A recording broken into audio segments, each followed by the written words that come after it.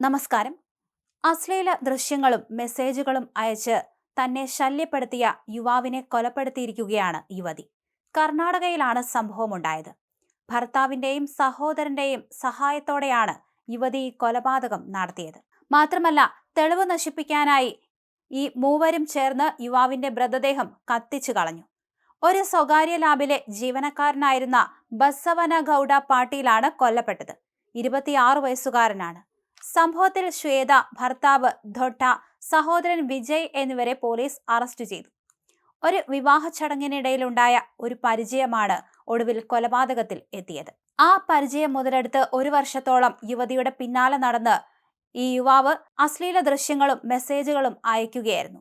പിന്നീടത് ഭർത്താവിനെ അറിയിച്ച യുവതി അങ്ങനെ ആ യുവാവിനെ കൊലപ്പെടുത്താനും തീരുമാനിച്ചു. അങ്ങനെയാണ് മൂവരും ചേർന്ന് ഇയാളെ കൊല്ലാനുള്ള ഒരു തീരുമാനത്തിലേക്ക് കടന്നതും അതിനുവേണ്ടി പ്ലാനിട്ടതും. ഈ മാസം 7-ന് പാതി കത്തിയ നിലയിൽ ശിവപുര താൻട്രപ്പള്ളി LLC കനാലിന് സമീപം മൃതദേഹം കണ്ടെത്തിയിരുന്നു.